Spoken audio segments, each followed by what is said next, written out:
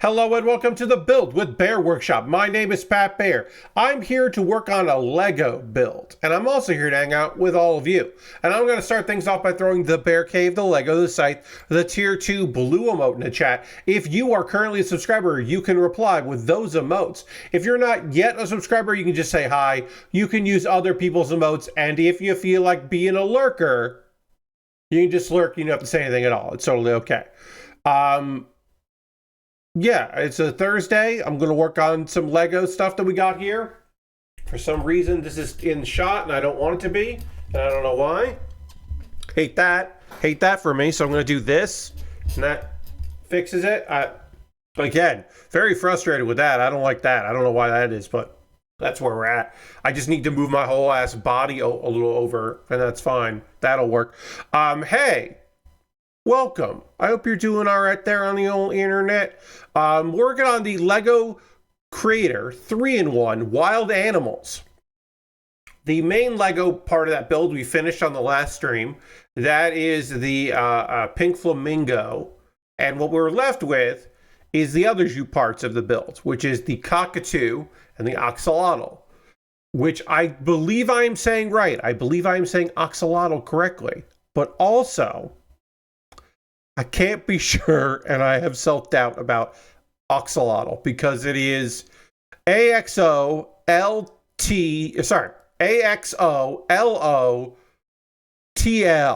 Axolotl. It's bad.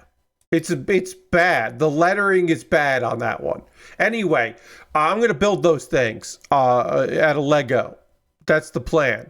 We're also going to talk about some news of the world, gaming-wise, and also a wrestling thing. Hey, Lashbrook, there's wrestling on Sunday, and I'm going to kind of give my thoughts here.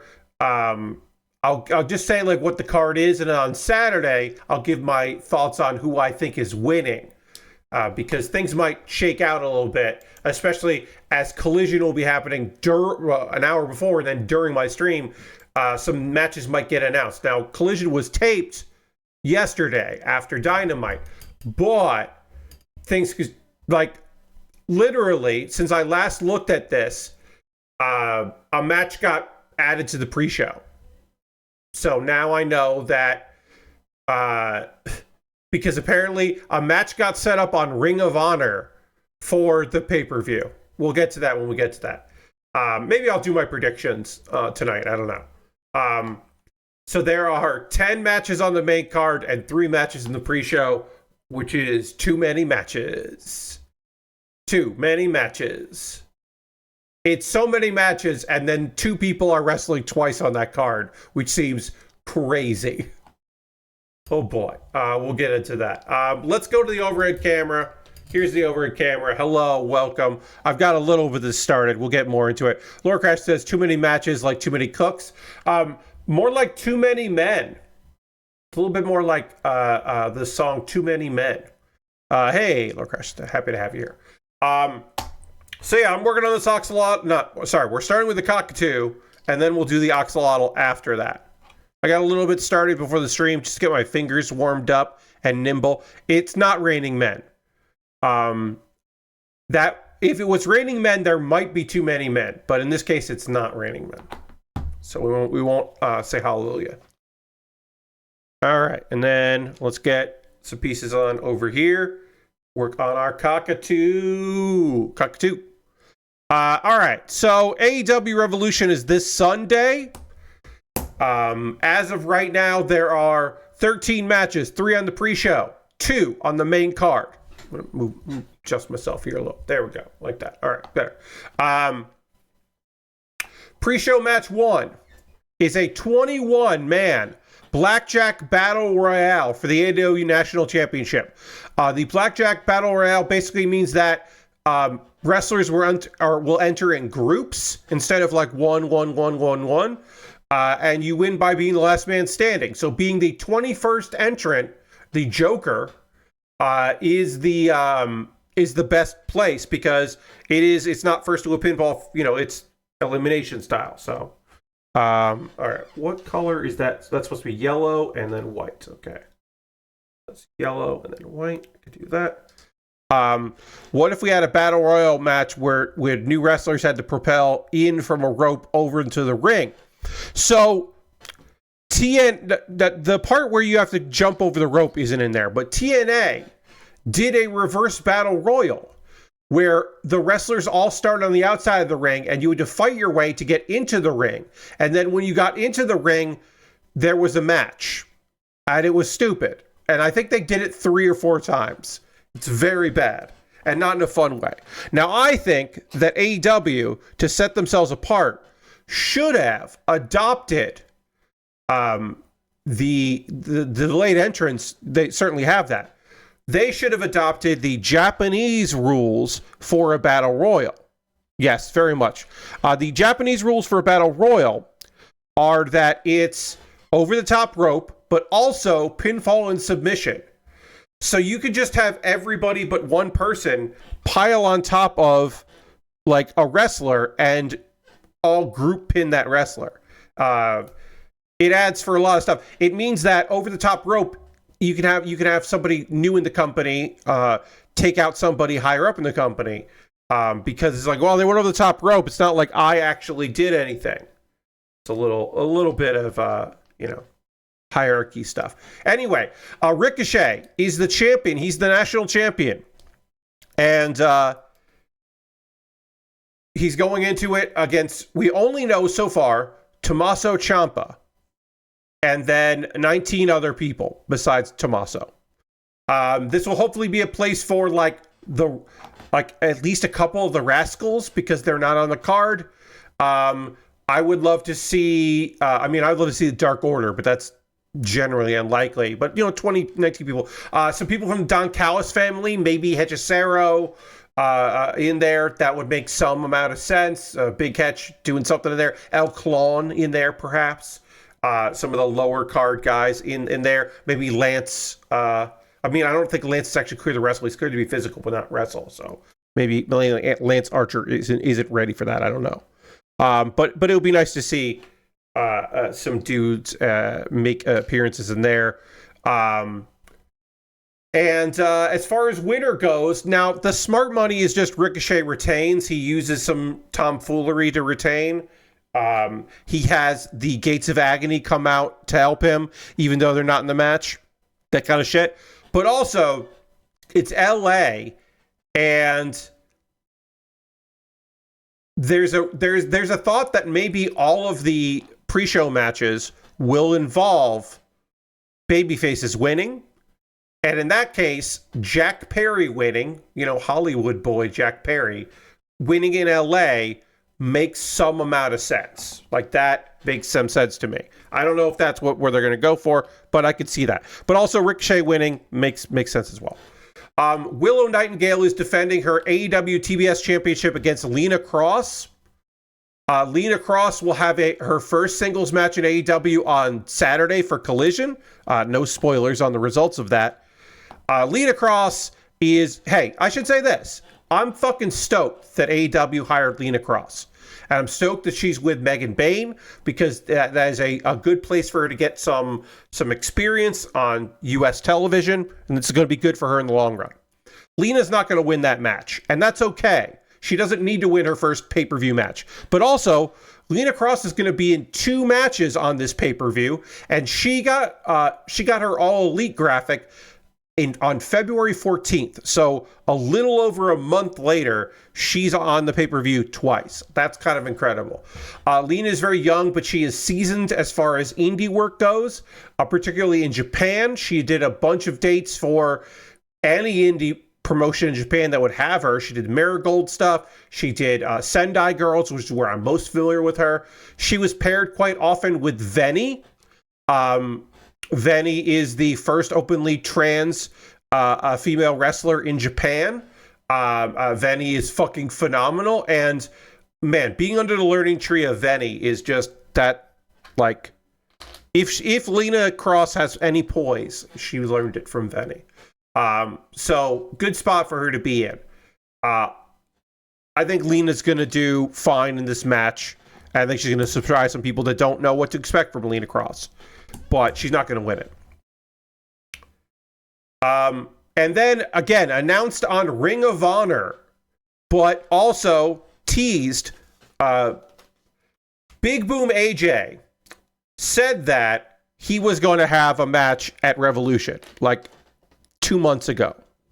And it's true. That's right. The Costco Man, a trained independent wrestler, will be tagging with the man that trained him, that helped train him at least, QT Marshall.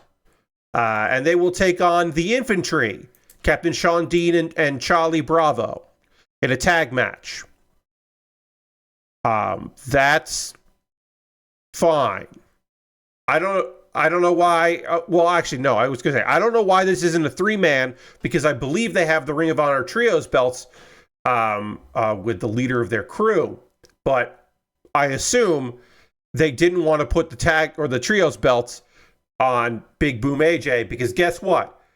Big Boom AJ is going to win. He's undefeated in AEW, and I don't think that his first loss in AEW is going to be against the Infantry, who are good, but not that. That's not going to happen. It's going to be somebody. He'll lose at some point, or he'll never lose. But anyway, that match is good. Like, QT's going to do the work. AJ's going to get the hot tag, clean house. It'll be good. The Infantry knows how to sell. They're going to put... safely, of course, put our boys in peril, and then lose, and then go back to Ring of Honor. Got to get Paul Walter Hauser to take him down. Here's the thing, Lashbrook. Paul will take a loss. Paul will lose matches. Paul, like, if they fought each other in attack, like, Paul would take the pin. Paul Walker is doing the thing that some people hate, but I have a fine appreciation for, which is, I did the thing I'm good at. Now I get to do the thing I love. And I think that's awesome. I'm not against that, because it's entertainment, right? Like, yeah, he wouldn't be getting the matches he had if he didn't have, awards, and he wasn't an actor that people knew. Sure. But he is. I'd rather that than he's the son of some wrestler, so he gets that spot, or he's just a money mark and he has the money, so he's now producing shows, like that kind of thing. I'm like, Stingray could take a loss. Yeah, it's like, I don't know. I'm that, to me, I'm fine with. In the same way that I've always been fine with the fact that John Hamm fucking loves comedy. He loves stand-up. He loves all kinds of stuff, all forms of comedy, sketch comedy, and all that. John Hamm, when Mad Men came out, a bunch of LA comics were like, "Wait, that's the handsome guy," because they recognized him from being in the front row of comedy shows. Like, Doug Benson was just like, "Wait a minute, that's the guy that goes to like all of my Meltdown shows." Like, what? And so guess what you could get in LA on your comedy show, especially if it was a comedy podcast? You get John Hamm to show up. John Hamm was fucking stoked. He was just like, "I'm doing a thing with Patton Oswalt. Like, yeah, this rules. I'm so excited." It's just like, what? Yeah, no, I'll be there. Sure. Yeah. Doug, I would love to do Doug Loves Movies, please. Like, sure. Because that dude loves comedy, and he got to be on a TV show and do well on the TV show, and that meant he could then be in Bridesmaids and like do comedy shit, because it's just like, yeah, we'll fucking book John Hamm in this thing. Like, yes, that sounds great. Do that, right? Like, it's no skin off my fucking nose that Keanu Reeves was the bass player in a band. It's like, I don't give a shit about that. If John Wick wants to be in a band and play bass, he can fucking be in a band and play bass. I don't give a shit about that. I'm not mad that he didn't pay his dues in that. He paid his dues other places. You can't skip all of your dues, but you can skip some of your dues. That's what I'm saying. Also, as Lashbrook says, Paul Walker Hauser, PHH, does like, is in crazy, bleeds, goes through tables, is doing dumb shit. Because he's just like, that is something that people would be excited to see. And also he's getting his kicks. And then he'll stop doing it. And he'll go into other things. Because he'll get booked in something where the insurance company are like, you can't do that anymore. And then he won't. He'll get something big enough. All right, main card. So, pre-show. Ricochet probably retains, but I could see Jack Perry pulling it off just for the hometown pop. I did miss a piece here. So this goes like that. These are next. I gotta do white 1x2 or 1x1s. So yeah, Jack Perry maybe wins. Ricochet probably wins. Willow Nightingale retains, and then I'm sorry, I'm looking for a 1x. I need a 1x. There it is. Found it. And then of course, Boom and Doom. That's just easy points.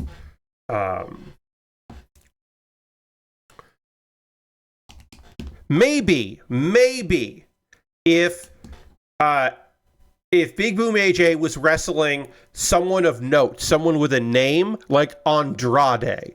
He's not beating Andrade, but he's facing the Infantry, who I like, but he's not losing to the Infantry. All right, I'm going to go in order of what's listed here. This is out of order, of course, of the card, but we'll just go through it. MJF is defending his AEW World Championship, men's World Championship, against Hangman Adam Page in a last chance Texas death match. Texas death match, there are no rules. It's going to be fucked. If Adam Page loses, he can never again challenge for the AEW World Championship. It is the Cody rule. The Cody Rhodes rule, which they won't say on the event, of course. So this one's kind of weird, because it's like, I'm still not sure why they took the belt off Page to begin with, but they did. Is MJF going to lose here? But also, like, the idea that he can never be world champion again, is that push Hangman to, like, lose himself again? And would that be interesting to watch? Like, would that be a good storyline? Is Hangman Adam Page going to lose his first ever Texas death match in AEW to MJF? I mean, that does cement him. But also MJF losing the belt again makes things interesting. Could make that very interesting. We could see something kind of unique that way with that happening. It's like a lot of good stuff. Will this be the return of Samoa Joe, who's been off TV? Will he come out to cost either of them the match? I don't know. Does it end in a fucking no contest? Some dumb bullshit. I fucking hope it doesn't, but it could. And, you know, Hangman didn't win, but he didn't lose, but he didn't win, so he can't do it again. Like, I don't know. I don't know what's going to happen there. It's my gut says that Hangman Adam Page is okay losing his stipulation match, because it doesn't hurt him much to lose that. But if MJF has filming to do, if he booked something that we don't know about, maybe. I think the company's better off when Hangman has the belt. And MJF chasing him is something that could be interesting. We could also then get Kenny and Adam Page, because Kenny says he wants the one last run with the belt. And a friendship fight is interesting. They've bait up, and now they can do that. Like, there's stories to tell. I'm leaning towards Adam Page because I don't think he's going to lose the stipulation. I think, I'll say this. In my heart of hearts, I fully believe that if someone has that, if they lose, they can never challenge, thing is terrible. So I would like this to go away and not be an issue. So we'll see. FTR, that's Cash Wheeler and Dax Harwood, with Stokely Hathaway, of course, in their corner, are going to defend their tag belts against the Young Bucks. That's Matt Jackson and Nick Jackson. And I hate it. I don't want to see this match again. I'm done. Look, it'll be fucking great. I just don't want to see those two teams wrestle anymore. I'm tired of it. I'm just tired of watching it. I'm sick of FTR with the belts. I don't want Bucks with the belts either. I want young. They have so many unbelievably talented young tag teams in that company. Put the fucking belts on them. Put the tag belts on the Rascals, on Jet Speed. I know they're not young men, but put the fucking belts on the Outrunners. Do the fucking Outrunners gimmick. Sell 1 million fucking t-shirts. Put the belts back on Private Party and give them an actual run. See if Top Flight is finally healthy for long enough. But this shit fucking sucks, my guy. It sucks. Like, I want the Bucks to win. I think FTR are going to win. My biggest fear is FTR retains, and then they're going to do something dastardly to somebody, and then Adam Copeland and Christian Cage come out because Copeland's done filming his parts of the new season of Perry Jackson. And they're going to come out, and that's going to be the next thing. And I got to fucking either want FTR to retain or 50-plus-year-old men to have a fucking novelty run with the tag belts. I don't want that. I'm being so whiny. I'm just so bummed. They have so much fucking talent. I didn't even name all of the fucking excellent tag teams in that division. Brodito having another run. Fucking, you could do that again, and it'll be great. Like, there are great tag teams in AEW, and FTR having the belts bums me out because I'm just sick of it. All right. Jon Moxley in a no-limit time match for the AEW Continental Championship, defending against Konosuke Takeshita. God, please let it be Takeshita's time. It should be Takeshita's time. Belt him up. Have him have a belt. I think even the amount of Stoke can carry FTR is worn off for me. Yes, Stokely is incredible, but he's not saving it. He's not saving this stuff anymore. It's just too much. So it's a no time limit because they went to a time limit draw, and they're like, none of that shit again. We're going to actually settle and get a winner this time, which is good. I like that. I think it should be Takeshita's time. I think this could be the time where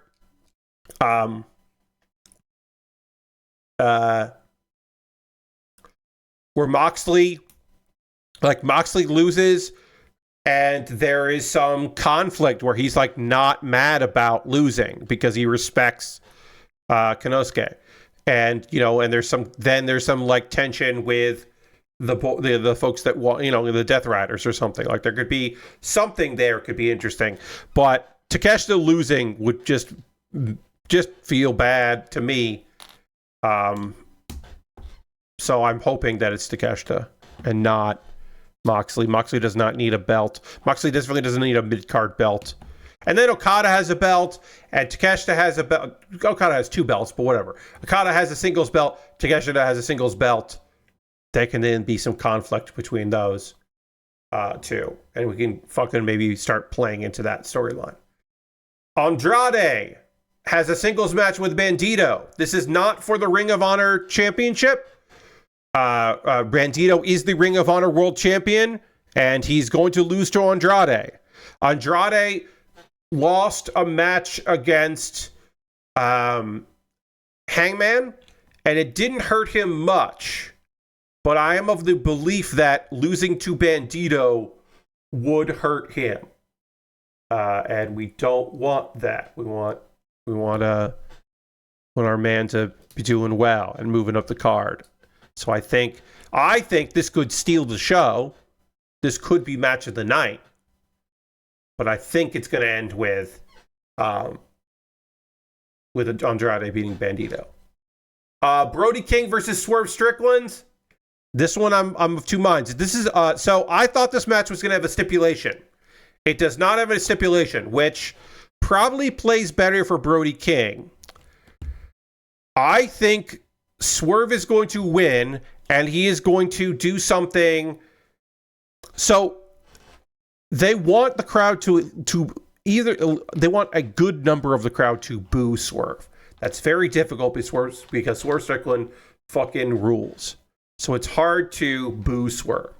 One way to try to get that is if Swerve is beating up people that we like. I think Swerve might win via shenanigans, but not in a cool way. He'll win like an asshole, like a shitheel. And that might get the crowd to boo him. But I think Swerve's going to win that one. That's my opinion on that. Thekla is defending her AEW Women's World Championship against Chris Statlander in a 2 out of 3 falls match. This is the end of the feud. Thekla is going to win and end the feud. I don't see any other way of that. Now, do I think that Statlander is going to get a win and it is 2 of 3 falls? Yes. I do not think that Thekla is going to win like 2 falls back to back and then that's it and we're over. They might do that, but I don't think they're going to do that. And I think this is going to turn Statlander. I think this is going to turn Statlander heel, and she is going to go after Willow's belt. Or tweener or something. I think she's going to say, I was stronger without you. And we're going to get that fucking storyline again. That's where I think we're building to. I don't know for sure, of course, but that's what I think we're building to. But yeah, I think Thekla is going to win. Thekla losing back to Statlander. I just don't see that happening. It's possible, but it doesn't feel realistic to me. I don't think I've ever seen one of those go 2-0. It's happened sometimes. American wrestling certainly doesn't do it that often, but it does happen. Don Callis family. That's Okada, Kyle Fletcher, and Mark Davis. They're the trios champions. They're facing Mystico and Jet Speed. This is a bad look. Trioing with Mystico is fucking cool as hell for Kevin Knight and Speedball Mike Bailey. Do not get it twisted. But I think Speedball is going to get fucking pinned in this one. I don't think they're going to give one of their belts to Mystico. Now, maybe I'm wrong. Maybe they're going to give it to Mystico and they'll go defend it in CMLL a bunch. But I think this is a way to just have Okada and Kyle Fletcher on the card. Kyle Fletcher not defending his championship. It could go a different way, but it feels like that's the way it's going to go. And I think that match is going to fucking kick ass and be cool. But I do think the heels are going to retain. They're not going to lose their belts immediately. But again, Mystico teaming with Jet Speed is cool. So I want to make sure that my thoughts on that are clear. Timeless Tony Storm in a singles match against Marina Shafir, where everyone is banned from ringside. They're going to have Marina win, and that's terrible. Tony Storm is too good for the mid-card. She's seemingly away from Orange Cassidy. She was too good for that, but having fun with it. The idea of Tony Storm interacting with Mark Briscoe positively was excellent. I'm not trying to argue that it wasn't. That was good shit. All right, what is that? That's a blunt PC. I did think that was good. But All right, sorry. I have to see what these pieces are. I don't know if I have that. Oh, I don't have that in black. I have that in brown. That's what it is. Toni Storm is too good for this. And Toni Storm losing to Marina Shafir is terrible. And they're going to do it. Because Marina is in her perfect place in AEW. It's just they don't believe that. Marina Shafir's perfect place is locking the submission on somebody outside the ring. Being the heavy for a group. Singles matches, believable singles matches with one of the biggest talents in AEW, one of the few crossover stars in AEW, a beloved person, an institution, one of the best gimmicks in professional wrestling, period. And she'll fucking lose to Marina Shafir, and it's a fucking indictment of the booking. I hope I'm fucking wrong. I hope to God I'm wrong. I hope Toni wins and she declares she's coming after Tekla and that's the next storyline. Because Tekla cannot handle, will lose in promo battles to Toni Storm and it will be fun to watch. But I think I unfortunately believe in my heart of hearts that Toni will put over Marina Shafir. And Marina's going to have a bad wrestling program with somebody after that. Because they are convinced they can do something with Marina. And they're wrong. Very wrong. The Babes of Wrath, Harley Cameron, and Willow Nightingale are taking on Megan Bayne and Lita Cross. That's right. Because she has 2 belts, we have double duty for Willow Nightingale, and Lita Cross is wrestling twice. I feel like there is a chance that Willow and Lita is the last pre-show match of the show, and then immediately it's Willow and Harley versus Megan and Lita at the beginning of the pay-per-view. Like, I feel like there is a chance they just do back-to-back. This is the part where we have our second ever tag team champions. Lita Cross, in a month of being a wrestler in AEW, will be a champion in AEW and will have our second ever women's tag champions. If they have Willow win both matches, like I love Willow Nightingale, that's crazy. If they have Willow lose both matches, I also think that would be insane. I don't think they're going to do that. But Willow winning both, I think, is bonkers. I think her just having the TBS championship makes sense. I would love for there to be 4 women in AEW who are champions, because right now there are only 3 because Willow has 2. The simple fact that they're defending all of them, I forgot to say this. One of the coolest parts of Toni Storm versus Marina Shafir is the fact that AEW almost never has 2 women wrestle on a pay-per-view when it's not for a belt. On the main card. Pre-show, it happens every now and again. It hasn't happened since October was the last time that happened. So it's pretty fucking rare that ladies get to fucking wrestle for a non-title. So even though it's the monkey's paw because it's Marina, who I don't think is a good wrestler, at least that's happening. All right. We got some of our bird done here. We might not finish this tonight. I don't know how much of the Axolotl. I think the Axolotl is probably going to be pretty easy. So we might actually finish this on Saturday, but whatever. It's fine. Doesn't matter. If I lied today by saying we were finishing it up, then I apologize. But I thought we would. So yeah, I think Megan Bayne and Lita Cross are going to do it. I think they're going to win those belts. And I don't think that's bad. I think that's cool for Lita Cross. And I think it's a bummer. I don't know what Harley's going to do next, but also Harley Cameron can do whatever the fuck she wants. Harley Cameron can do everything and anything. So it's not really that big a deal to me. And yeah. One last match to talk about. Darby Allin, Orange Cassidy, and Roderick Strong take on the Dogs. David Finlay, Clark Connors, and Gabe Kidd. The dogs are going to win.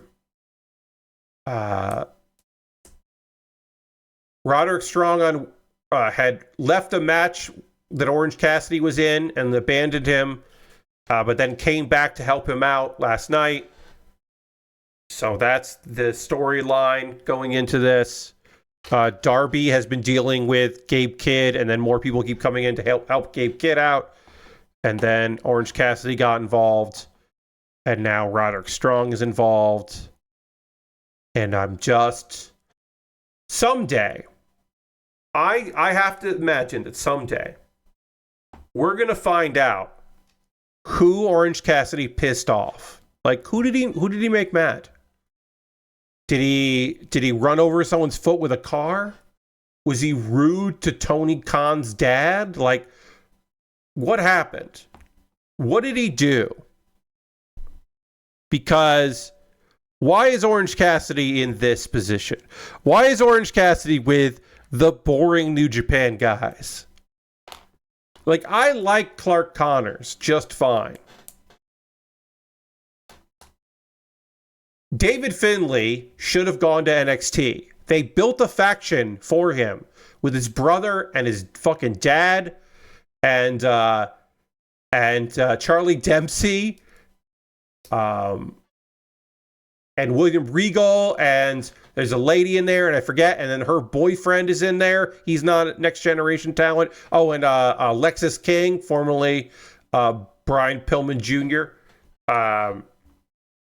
They got a fucking faction for him. David Finlay would have made a bunch of money in that, and it would have been great for me. A guy that Nathan says because he's 41. Nathan, I'm saying, why didn't he go to NXT? Why did he choose to not go to NXT to make more money than he's making in AEW and have an easier time instead of me having to look at his fucking face? Oh, Orange. Nathan, I understand that he's 41. He's in AEW. They love old people in AEW. He's only a little bit older than Jon Moxley. You know, they're going to put the tag belts on guys who are in their 50s. Billy Gunn has one of the longest title reigns in AEW history. They love old dudes. Like, yes, a guy who's more established putting over younger talent makes sense, right? Generally, the dogs are worthless, in my opinion. Like Gabe Kidd not adjusting for American television is so fucking crazy to me. Like, Gabe Kidd keeping the fake-ass patois is so unbelievably crazy to me that he's not fucking... the fucking dog, the entrance thing where he gets on the ground like a dog is so silly. It all comes off as corny as shit. I can't believe AEW now has its third version of... Yeah, that's right. The third... AEW has now 3 versions of the Bullet Club. 3 different incarnations of the Bullet Club exist at the same time in AEW, and that is just very silly to me. Yeah, it's a fucking bummer. I hate that Orange is in that position. I hate that. I do hate that the dogs are there. I like Clark Connors. I don't like Clark Connors in this group, the dogs. But I do like Clark Connors just in general. But I am bummed. Yeah, I'm bummed that David Finlay didn't fucking take the NXT paycheck and instead went to AEW. I'm bummed that AEW was like, yes, we want to hire all 3 of these guys at the same time. We'll bring them in. These are good choices we are making. Ugh. It's not the worst problem in AEW, but it certainly is something that I'm bummed about. I don't like that one of my favorite wrestlers is in the piss break match on the card, because that is it. That is the ultimate go get a soda, go get some food, check your email match. Like, it's not like that 6-man is just like, maybe it's worth watching Darby jump off something at the start if there's a unique place he can jump from to get the advantage on the other team, but it's just like, Also, foregone conclusion, the dogs are going to win. Roderick Strong is in there to get pinned and maybe turn heel again. Maybe Roddy Strong is going to join the dogs. That might actually be it, that he joins the dogs at the end. I think I would minorly pop for that, because it would be something. And when Kyle O'Reilly is cleared, he can come back and be mad that his friend is in a heel group again. That like when Kyle goes away, Roddy starts turning heel every fucking time, and he always fucking does it. It'd be something. I am excited for the pay-per-view. There's just stuff on it I don't like. There's a bunch of stuff on it that I'm like, and there's a few things I'm not happy with. But like, whatever. That's life. Sometimes you don't have to love everything. But I'm not going to pretend like. So what we don't do around here is we acknowledge that the WWE fucking sucks, and the WWE is like magnitudes worse as a company than AEW and as a wrestling product. But just because WWE sucks shit doesn't mean that sometimes AEW makes choices that I think are bad. I'll put that out there. Because I think sometimes, like, negative feeling. I did have somebody just be like, well, what? Do you want, like, Gabe Kidd to go to WWE instead? It's like, yeah, I don't watch WWE. Gabe Kidd should go there. I sometimes watch New Japan. If Gabe Kidd signed an exclusive contract with WWE, that would be awesome for me. The guy that doesn't watch WWE and doesn't want to see Gabe Kidd. Because every time he talks, I'm reminded that he's doing a bad job as that character.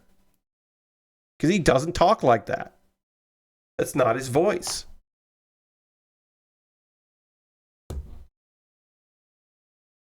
Ugh. All right. Let's see. Some gaming news stuff. We'll get some gaming news in here. We got some union talk here. The upcoming Mega Man game, Dual Overdrive. Override, not Overdrive. Override. That game is now in a bit of hot water. Basically, the SAG-AFTRA, the voice performing union part of SAG-AFTRA, has issued a do not work order impacting Mega Man Dual Override after Capcom reportedly decided against offering union contracts.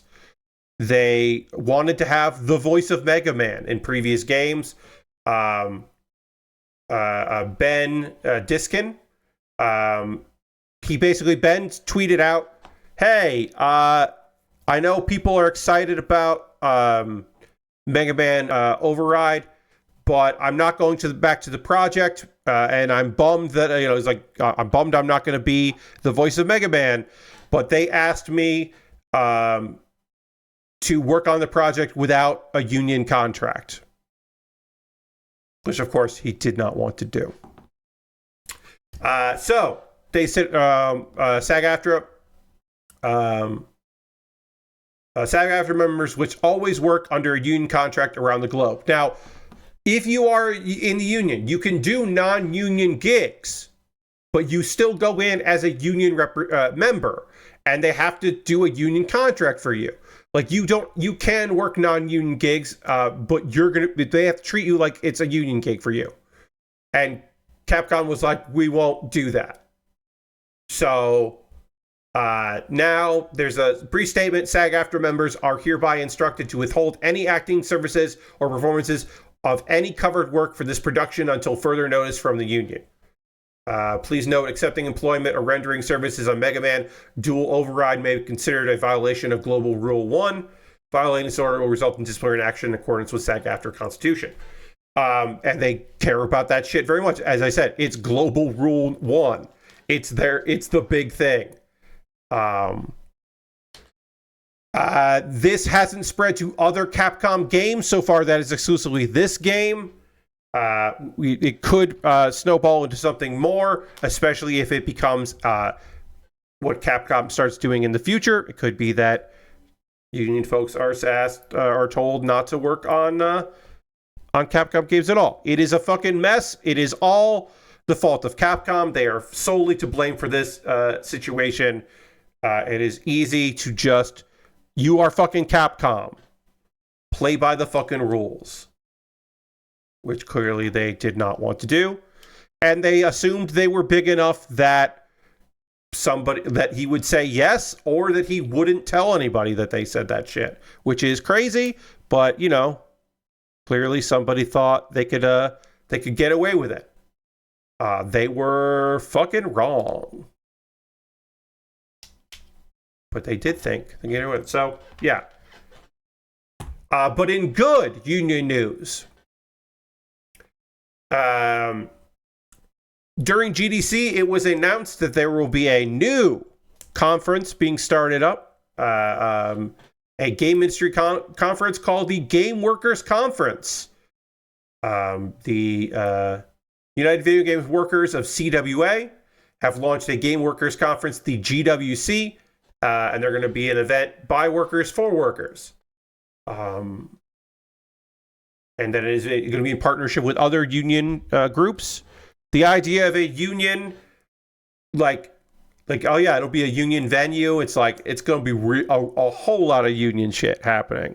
And that is cool because sometimes a union, or not union, festival organizers don't always have the best track record with using unions properly.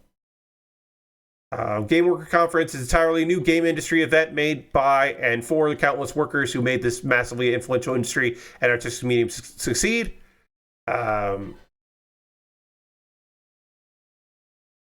Speakers and sessions will be announced in the weeks leading up to the event. And it's just in the, tickets are on sale for it. Let me click on the link here. I forgot to do that. Okay. And the event is a virtual event. So it takes away one of the biggest barriers of entry for these kinds of events, which is getting there, flying yourself to San Francisco or New York or something, traveling internationally into the United States. So it'll be Friday, May 22nd and Saturday, May 23rd. And they're going to do some watch parties. They're going to try to organize some watch parties and meetups so that way people can kind of do networking, which is an element of these kinds of events that they wanted to include, which I think is cool. I think that's cool that they're going to do that as well, or at least try to do that. And it's going to be free because it's not a paid event. Now, the watch parties could involve money. I don't know. I can't tell you for sure if those are going to involve money or not. But, because they're still those are theoretical. But there might be a cover charge or something at a venue to do the watch party. But still cool. Still cool. That was a neat bit of news. This bit of news looks cool until you think about it. So Valve made some chart stuff talking about sales for 2025. And they put out a figure. And that figure says 5,863 titles earned over $100,000 on Steam in 2025. And you're like, oh, cool. So that's not a lot. That's only 5,863 games in 2025 that came out in 2025 made $100,000? No. Only 5,863 games that are currently available on Steam made over $100,000 in 2025. That's fucking bad.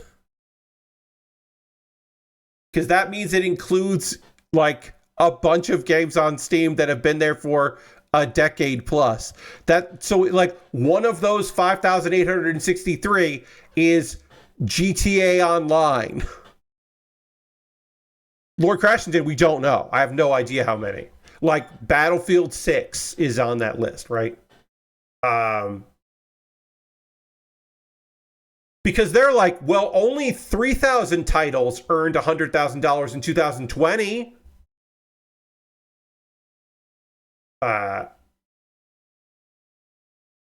Jesus. Yeah.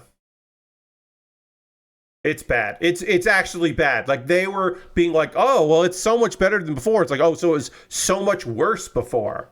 Like it is. It's rough. Like Rocket League is going to be on that list, you know? More games are finding success. It's also like, how many more games came out in 2025 than did in 2020, you know? Like that also is a thing that has to be included, which is not included in this data.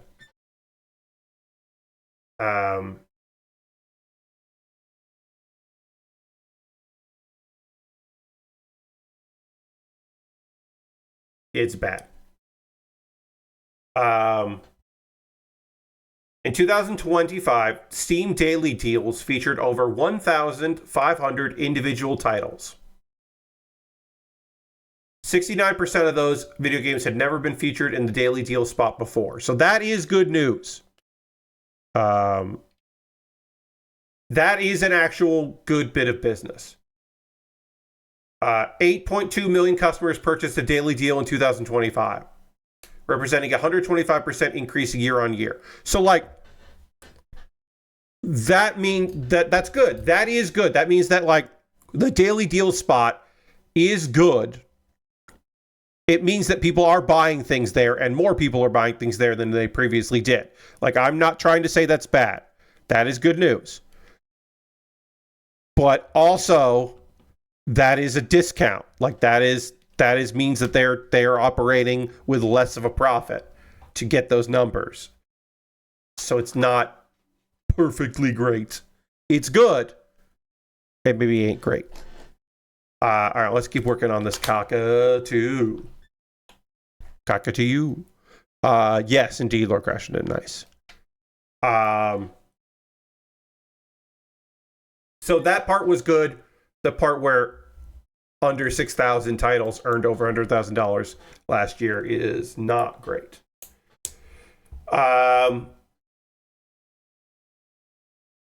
I've never said the words Crimson Desert before on stream, so I thought I should at least say Crimson Desert, because that is a game that perhaps not this audience, but audiences, there is an audience for this upcoming game. They're going to use De Novo on Steam, and now some people who pre-ordered a game are mad about that, to which I will once again remind you, don't fucking pre-order video games. What are you talking about? Don't pre-order video games, because shit like this can happen. Yeah, that game has a lot of hype, and I don't know why.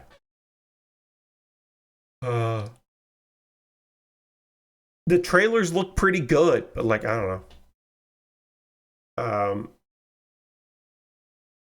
Yeah, a bunch of people were mad about this.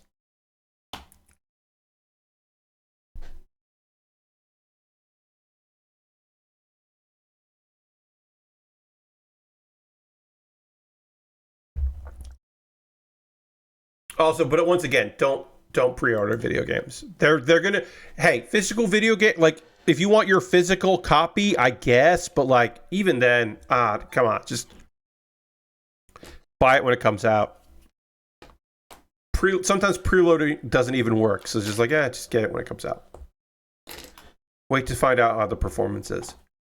And then Pikmin.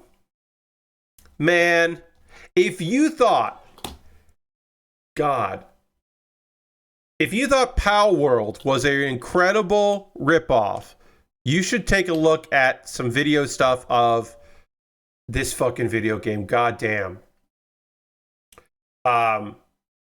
Pikmin is not only a Pokemon ripoff, it's also like kind of got like Breath of the Wild ripoff, and also it definitely is a Pow World ripoff too, because there's also guns. The fake ass Pokemon looks so much like fucking fake ass like Pokemon, but also they put guns in it. They're just doing Pow World, but their version of Pow World, and it's kind of fucking incredible. While Nintendo is currently suing Pow World, they're not doing great with that lawsuit, but they're still suing Pow World. Then they're just like, yeah, we'll also make this fucking video game. See how that goes for us. Jesus. Some of the designs that were maybe not rip-offs from Pow World, they're ripping off in this game too. It's fucking crazy. And also, you don't capture them with balls. You capture them with cards. So they might... which they must have done so they don't get sued. Like, they must have done that to avoid getting sued. Like, that's gotta be why they did that, right? That's gotta be why. It's very fucking funny. It's kind of crazy that they're doing this shit. But they are. They're doing this shit.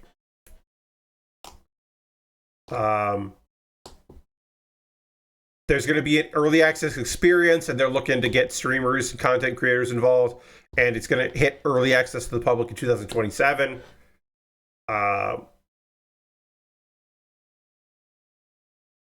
Yeah. Also, the video thing says that they are a Summer Game Fest pick, which that's in 3 months, and they would be the first game to be announced for being in there. And I'm pretty sure they just made that up, which is also very fucking funny to be like, oh yeah, we're part of Summer Game Fest. Are you? Yeah. I think that's great. It's terrible. And also fuck them. But also, I sometimes don't hate audacious dumb shit like this, because it is very audacious and also very dumb. And I'm like, I kind of don't hate that. I should. Oh, I should hate that. I kind of don't. It's kind of... the idea of someone ripping off Pow World is just very funny to me. And also if they're lying about being a Summer Game Fest. And maybe a game, but maybe they're not lying about that. Maybe they did get a deal with Summer Game Fest, and they just put their trailer out really soon because they're trying to court content creators and streamers. It's just very funny. I have people in my larger circles, I'm not going to name names, that never played Pow World because their corporate overlords of these people were afraid that Nintendo was going to get mad at them, so they can't play Pow World. And like one of them wanted to, but it was like, oh yeah, my manager said I can't play Pow World. They don't give permission for it because we don't want Nintendo to get mad at us. I was just like, oh boy, that kind of like, that sucks. If you wanted to play it, why would you want to play it? But whatever. But also like, yeah, all right. Sorry. Them's the breaks. All right, we'll get this part done here. We are going to take a pause for the cause. I'm going to talk about ways you can support the channel and all that stuff, and then we'll get back into building, and we're going to finish this up and then start working on our so we'll finish this up. We got to build the other wing, then we'll start taking it apart and start working on the Axolotl and do all that. We might finish this tonight. The Axolotl, we might have to wait until Saturday to finish that off, but either way, it'll be good. Okay, yeah, we have one wing left to put on here, which we will do next. The head does move on the Cockatoo. This is a cool use of these pieces. The wing does move as well, which is cool. Got some movement here. So yeah, you can do that. owlet. The we got tail feathers kind of work for that. It's good movement in there. But we'll get back to that in a bit. Now is the part of the stream where I'm going to talk to you. That's right, you, the viewer. Wait, I'm going to tell you about ways that you can support the channel and what I do here. Everything I'm about to talk to you is optional. You're no obligation to do any of these things, but if you would like to help me out on the channel, you're more than welcome to do that. First things first, if you're currently a subscriber, you can throw the Bear Cave, the Lego, the site, the tier 2 blue emote in the chat. Being a subscriber is the easiest way to support what I do here through Cash Money or your Prime Gaming token. If you have Amazon Prime, you can link it, and then you can use your Twitch Prime token on me, or Cash Money. If you'd rather just use cash, cold hard cash, you could do that as well. That is a way to support me and the channel. There are other ways, of course. I should say, we're currently at 25 subscribers. My goal is to get to 30. I would love to get to 30 subscribers. You could be a part of that if you wanted to. Let's see, what else can I say? I have a Patreon at patreon.com/PatBaer. Over my Patreon, there's a $1, $3, $5, and $10 tier. There are different rewards for different tiers. Consider joining me on Patreon. My $10 patrons just voted on what I will be working on after this is done. The Lego that I'm doing, after I'm done with the Cockatoo and the Axolotl. I do have another thing that I'll be working on, and that did win the poll, so that was fun. But yeah, there's also hey, if you want to give me $12 a year, if you wanted to give me $12 a year, that feels like not a lot of money, but it adds up with other people and allows me to keep doing the stuff I'm doing. So if you would think about joining the $1 tier on my Patreon, that would help me out pretty tremendously, because it would just build up with other people. But there are other ways to support what I do here, like my YouTube channel.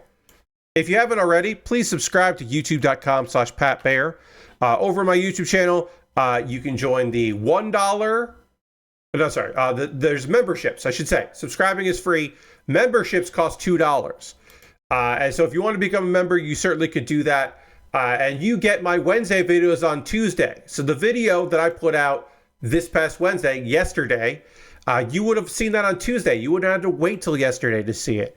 You would have part of the some amount of people that have seen that video. And that would be great. Those are monthly ways to support me. If you want to throw $1 in the bucket, you can always do my Ko-Fi or my PayPal, respectively.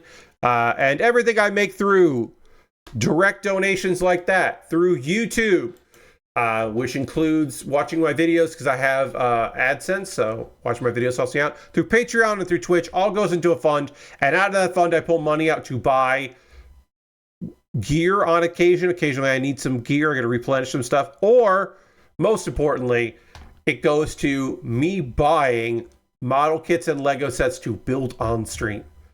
I'm able to do that because of your generosity, so thank you very much for that.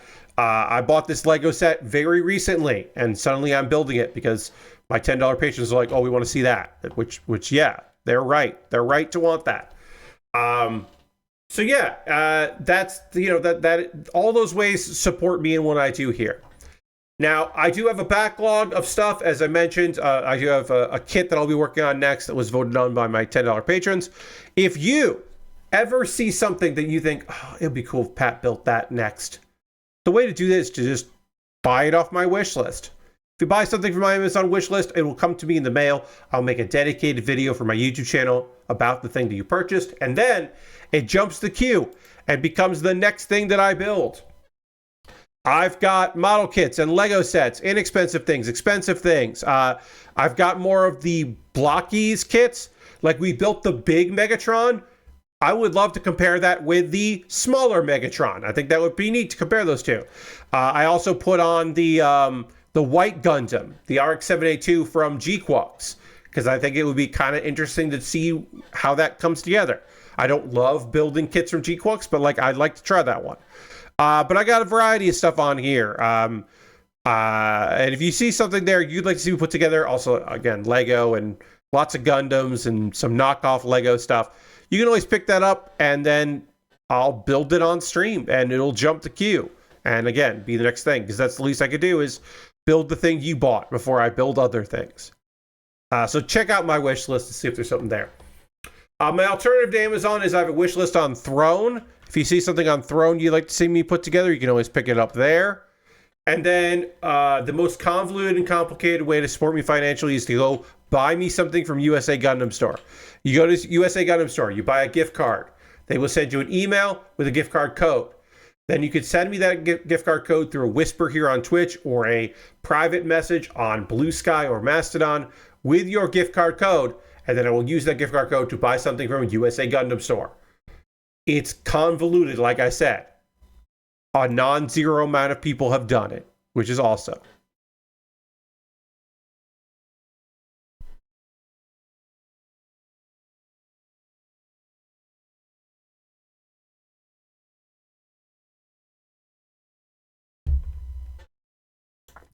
Sorry, I had to drink water before the time where I drink water. I just needed it.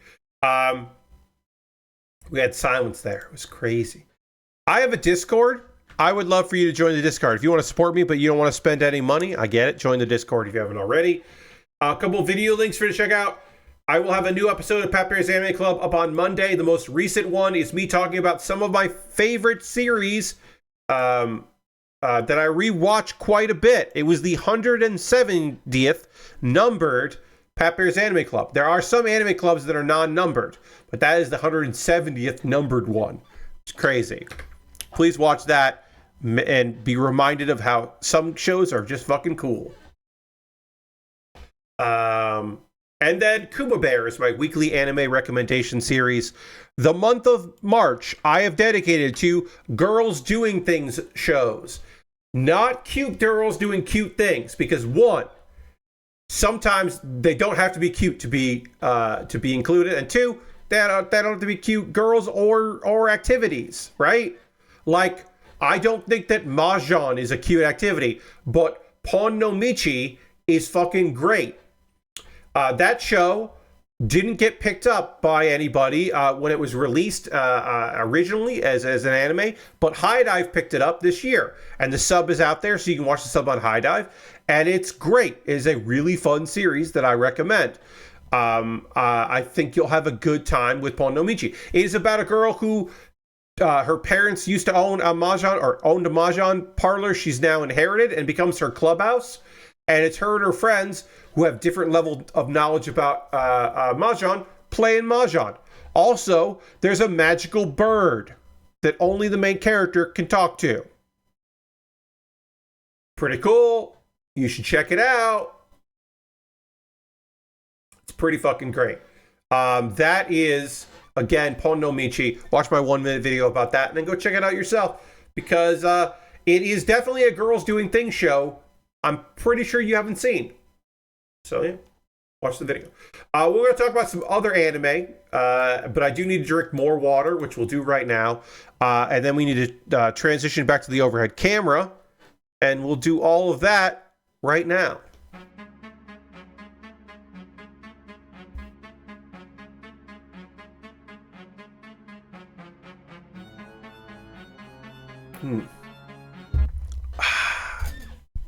All right, we did it.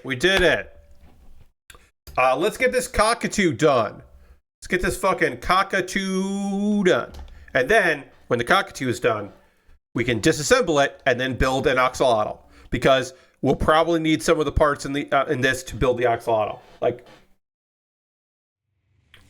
probably. Lord Crashin wants me to hit the dance button. Thank you for using your channel points. You use the 2,500 channel points for me to press this button, and then a dance song will play.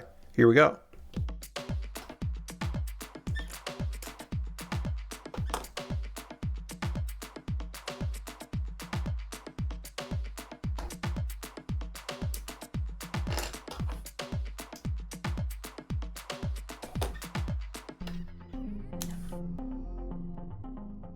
Yeah, thank you for using your channel points.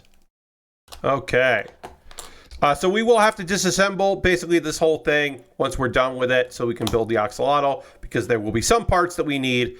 Probably not even a lot, because the Axolotl is definitely the smallest of these, but there will be, I can just tell there will be some of these parts we're definitely going to need, because I can tell by looking at the instruction booklet. There's some parts that we'll need to grab to get this done. It's okay. It's part of the process. All right, folks. Let's talk about some goddamn ding-dang anime. We got some anime to chat with you about here. Some good stuff. We're going to talk about the two series that I am watching here of our BL stories. Our BL Isekai. It's not all the BL that I'm watching this season. It's just the two that are from another world. We start with The Other World's books depend on the bean counter, aka Isekai office worker. So the episode opens with kind of a revelation. Shinichiro is having like a moment here where he kind of finally acknowledges, like cleanly and clearly, shit.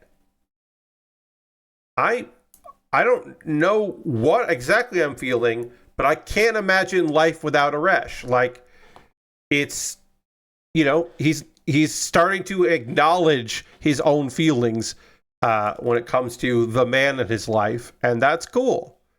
But that is not the focus of the episode. I was like, oh, cool, we're going to see something about that, huh? No, not really, no. This episode is fucking about... that's because this last episode ended with a letter he got from Aresh, where basically it was explained that, like, yeah, man, this was like a love letter from a knight. Like, he's using like the terms that knights use. Like, this is like Aresh is serious about you, and that made Shinichiro realize, yeah, okay, yeah, all right, I gotta figure that part out. Okay. But meanwhile, there's a bunch of stuff about magic in this episode. Lots of magic talk. So he's been dealing with some corruption within the church, trying to like figure that part out. He finds out that the church has relics. They have some relics that store magic that is converted from prayers. So when people pray, some of their magic gets sucked out, and that gets converted to prayers. And then it turns out that magic is then, it's secret. They didn't know it was happening. And that magic is then used to enhance barriers. Like, oh, okay. From like monster attacks. Also, they make it seem like the school that, like, he's been pushing for this school for children to learn in. And he makes it seem like that was Yua's idea, which she was definitely interested in. And so that way it's going to get funded. It's going to happen. It's cool. So a little maneuvering there. But yeah, and so Shinichiro realizes, like, from funding and stuff, because he has a good idea of where the funding goes, the king is secretly buying this magic power from the church. Which is like, okay. That's interesting. People don't know that. There are repercussions for that, which we will learn about. Let me take a photo of this bird. I'll show you the bird here. Here's the bird. I like this bird. It's got a little movement here in the wings. The head can turn. This is a good little bird. I'm happy about this bird that I built. The cockatoo is cool. I'm going to take a photo of this while I keep explaining. A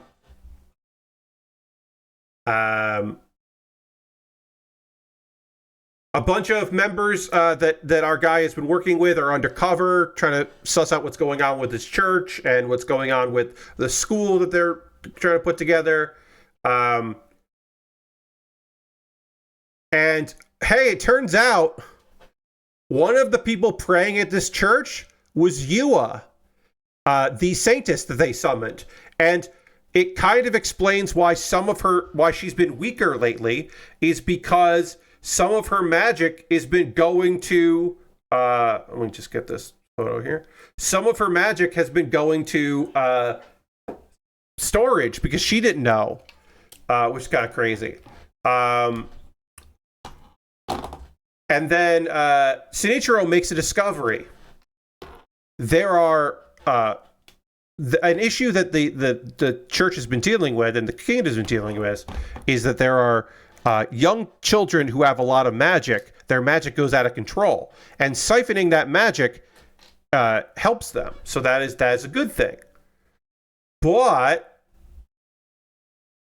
for some reason, the prayer method is been changed, and the delivery of it has been changed, and now people's magic is going out of control. Like, they're taking too much magic at too fast, and it's fucking things up, which could be intentional, or it could be that they're just trying to get like more magic. Like, they were trying to collect magic faster so they could get the kingdom to pay for magic faster, or we don't know. We don't know why it's happening. But the episode ends with one of the kids losing control, and it looks like our boy Shinichiro got hit with some magic, which would obviously be fucking terrible because he can't handle magic. So, you know, hopefully not. Hopefully everything's cool with our guy. Also, there's a moment where they some other characters have this idea of like, wait, we could like figure out how to decide, like we could figure out how to track like people's magic ability and how much magic they possess. This is like crazy. This will be really good for us. So there has been there was an advancement that didn't really involve our character at all, but like it's still going to be good for everybody. But yes, here's hoping that our guy is okay and ends up being fine. But he could be in damage. We don't know. So yeah, I was hoping that there, like, Aresh isn't around, so we couldn't really get anything with Aresh, but I was hoping there would be some kind of movement with that. We didn't get that movement, but it was still a good episode. I'm still happy that, you know, that things are progressing, and now, you know, an injury, it certainly can progress storyline, romance stuff. If suddenly a character thinks that, you know, mortality rears its ugly head, that kind of thing. So I am now separating the parts of this kit and kind of just putting them in piles. I don't know what parts I need for... I know that I'm going to need a lot of these 2 different pinks for the Axolotl, so I'm just going to pull everything out and just completely disassemble it. Also, it makes it easier for me if all this is disassembled for when it comes time to put all of these into boxes to then donate, because I do that.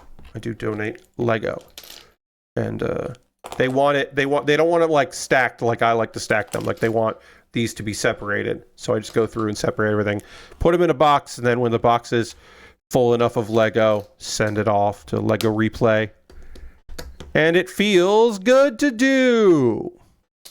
I recommend it if you're in the US, and I think Canada used to do it. I don't know if they still do, but Google Lego Replay -AI to see for yourself. Okay. We'll do that with that.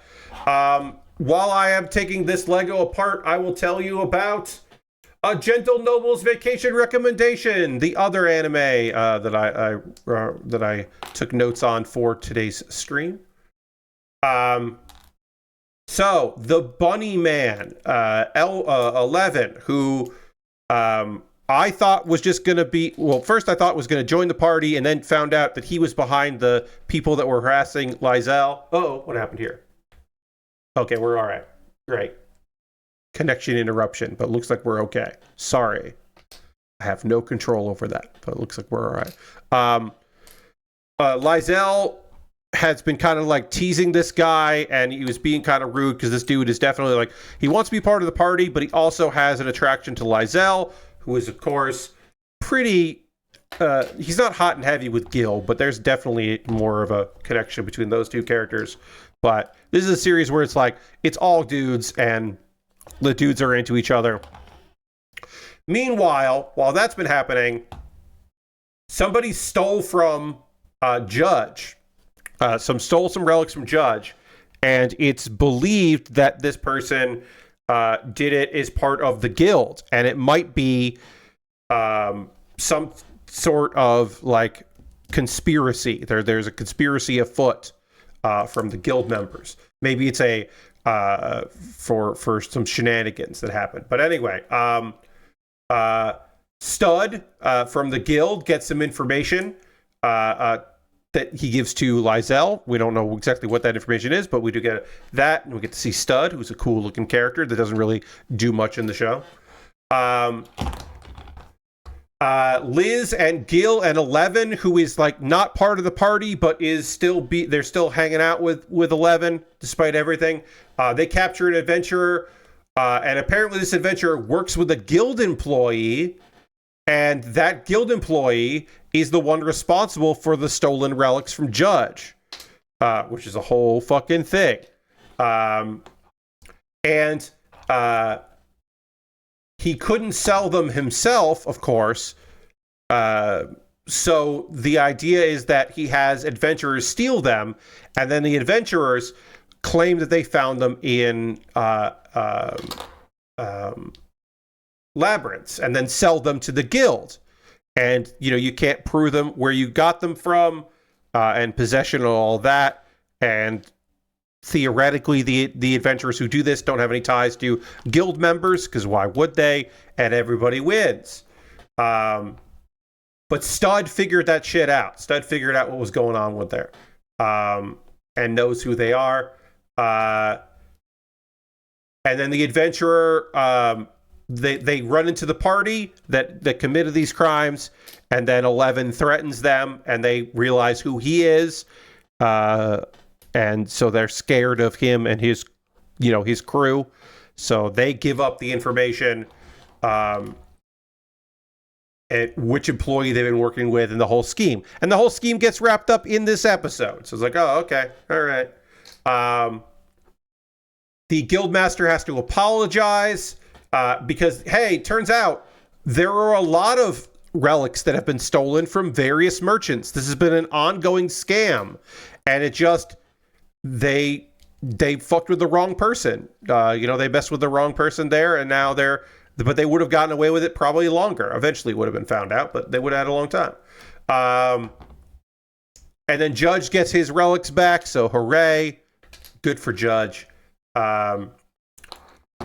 The adventurers and the guild employee get arrested. The relics get returned. And then Liz, or Lizelle, I should say. Sometimes my notes say Liz, but it's Lizelle. Sometimes he's called Liz in the show, but he is Lizelle.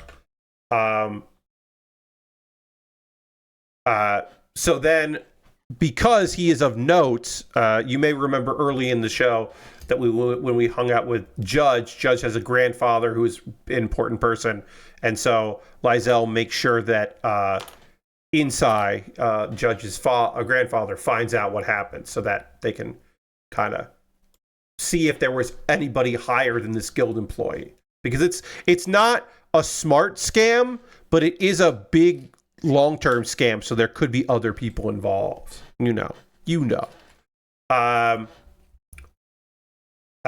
Gil suspects that if Judge's grandfather gets fucking pissed off enough, he might cancel his membership and just start his own guild, and that this would ruin the Merchants Guild. The Merchants Guild would fucking crumble if one of the biggest deals merchants was just like, I'm out of it, fuck you, screw you guys, I'm going home. They would definitely suffer for it. So it's almost as if Judge was someone they shouldn't have fucking stole from, but they're not smart. But they did fuck up. And then later, Lizelle is just kind of going about his business and notices, oh, hey, one of those bandits that works for 11 is trailing me. Oh, is he protecting me? Is that 11? Oh, okay.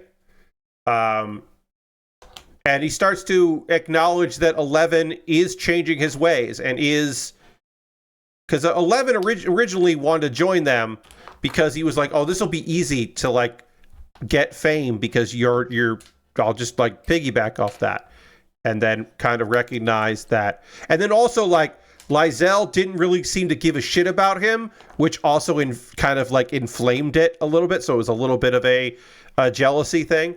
But no, 11 seems to like have changed his ways a bit, like for real.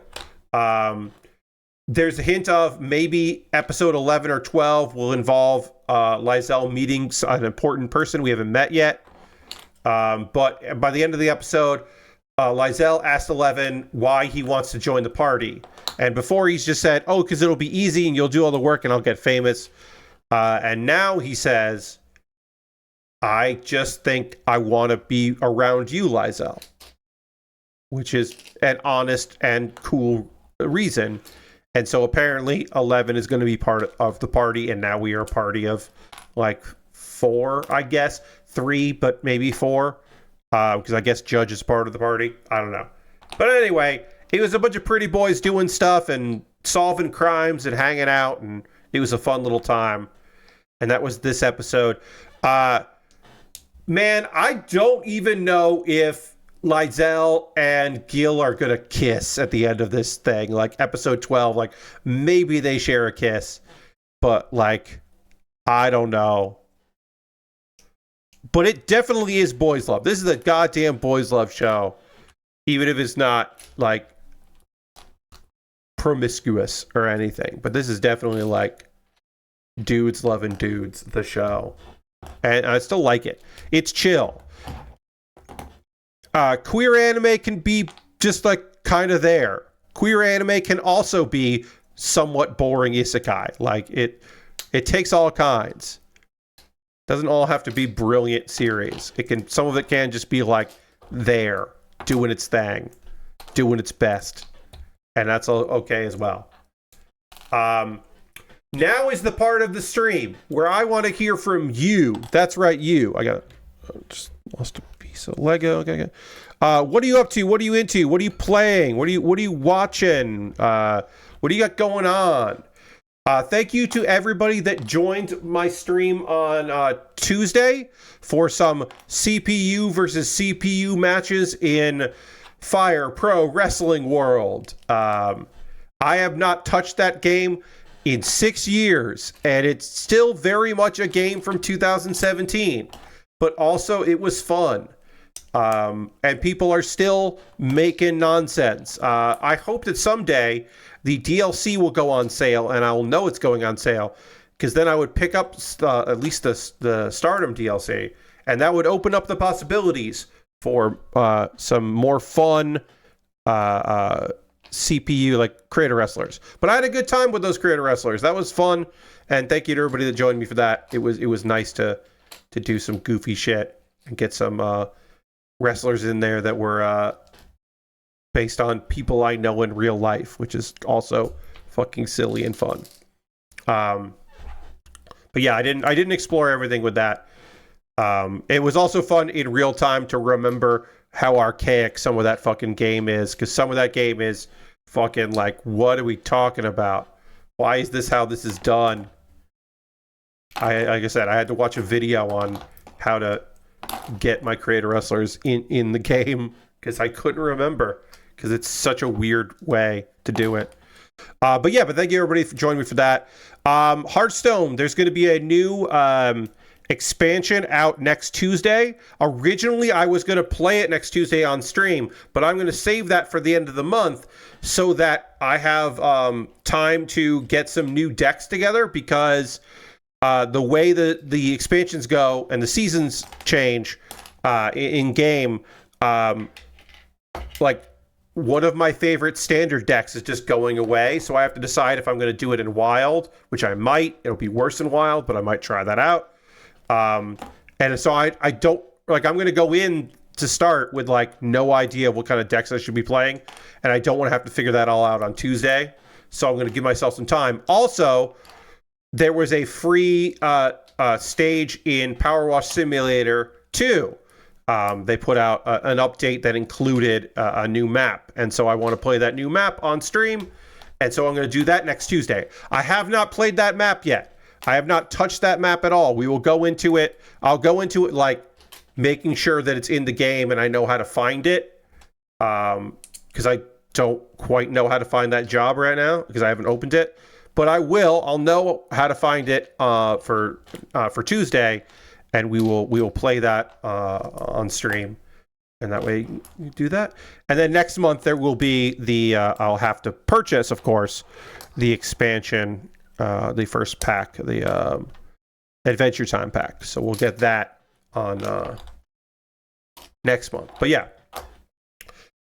Next week is Power Wash Simulator 2, that one new free stage. The following week will be a recording of sorry, lost my train of thought there. Pat Bear's Anime Club. I'll be doing a live recording of Pat Bear's Anime Club for the winter season wrap up and the spring season preview. So that'll be coming out that following Tuesday. And then the last Tuesday of the month, which is the last day of the month, will be Hearthstone. And we'll talk about the new Hearthstone expansion. And by then, I'll have some decks that I think are pretty good because people will be putting out some decks. Right now, a lot of the decks that are coming out are from some of the events that happen. And those events require the people making decks to use a lot of brand new cards. So they're not like optimized because they would be using some other cards, if they could. So then once the game goes live for everybody, then people start just making some weird decks. And so I'll be interested to see. And then also I have a lot of gold in that game saved up to buy packs to then unlock or to then get cards to hopefully build some cool, fun stuff. But I am bummed that my favorite standard deck is going in out of rotation and going into wild because I really liked one of those decks that I had in standard. It's nice to play standard now and again.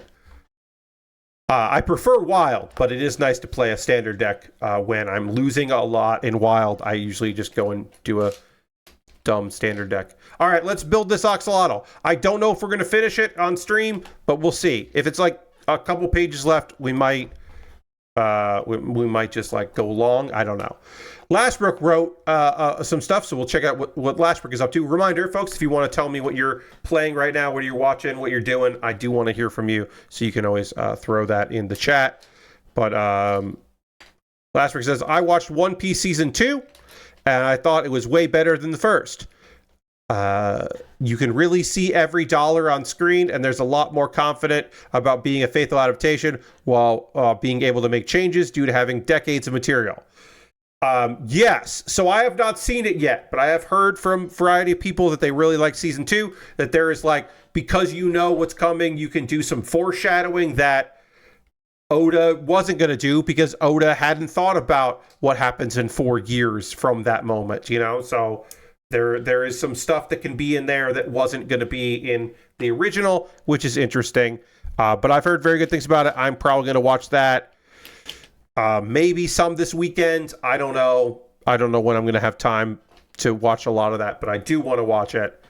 I do have plans to watch Season 2 of One Piece live action.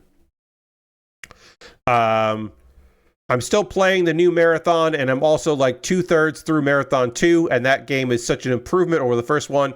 Also, you can dual wield shotguns. Oh, we are dropping some kilobytes here. Hopefully, we'll bounce back. Looks like we're bouncing back. Okay, might need to do a hard refresh on the old internet tomorrow. Might need to do that. We'll see. But hopefully, everything will be cool in there. Yeah. Look, my friend group, the group that I play multiplayer games with, there is talk about Marathon. The Marathon hype is spreading. We have a few people in the larger, in overall that like extraction shooters, but not a lot of us like extraction shooters. But there's certainly some talk. I would not be surprised if this weekend purchases get made and that game gets played, especially because it seems like, at least, that it's got a healthy player base, and that's always a concern with a new game like that really depends on it, since it costs money to buy, that if there's not people to play with, then that can be frustrating. So it seems like some people are probably going to make that purchase. I am not committed myself to doing that. for the simple reason that I do not want to spend that money on a game that I'm not sure I will like or play. That is the simple fact of that. So I have not committed myself to Marathon, but it does look neat. Lord Crashington finished up One Piece Season 2 and enjoyed it a lot. Nice.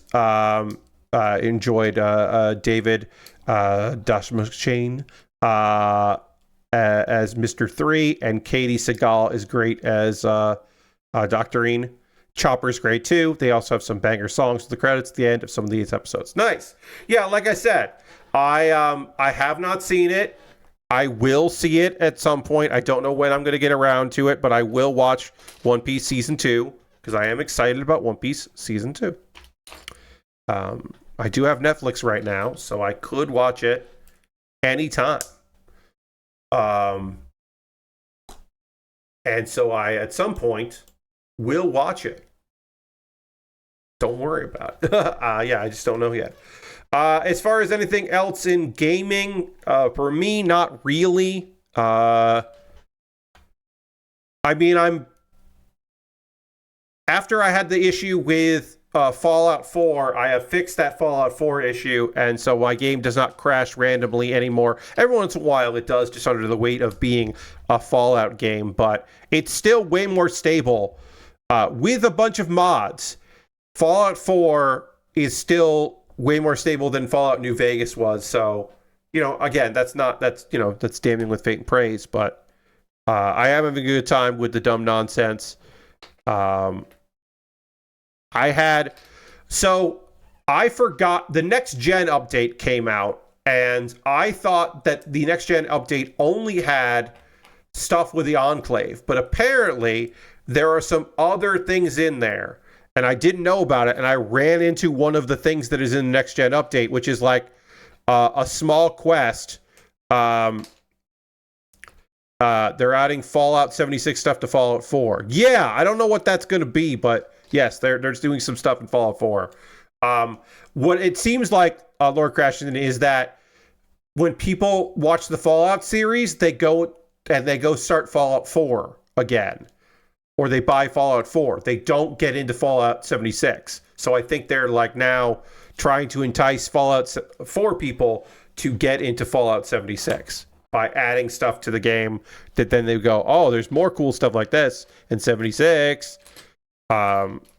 Which, sure, but what if I just kept playing the game that I have and like, but anyway, there's stuff in there that got a next gen update that I didn't know about. I ran into a guy that was selling weird modified weapons, and now that I've met him, weird modified weapons show up in the game. And also there's a whole little mini story there, which was kind of fun to go in and take care of. But the most of it was neat because it was just like, oh, this is stuff I didn't know about.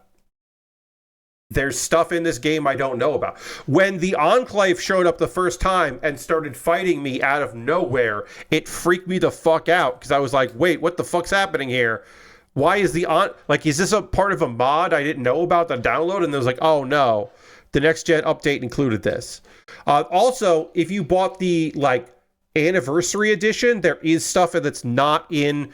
There's stuff in the anniversary edition that's not in the next gen update, so it's just for new players, which is fucking crazy. Unless you buy that stuff in the workshop, or the Steam store, basically Creation Club stuff, and I'm like, that's crazy.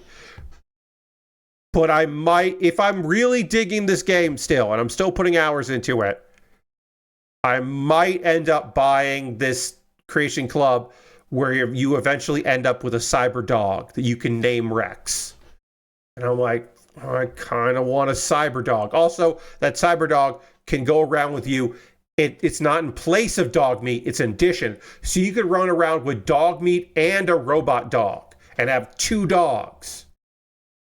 And I'm like, the idea of running around the Commonwealth with 2 dogs is pretty good. I have to see how much it is. I don't know how much it is in the Creation Club stuff. I'm annoyed that wasn't included because I was like, that would be pretty fucking cool.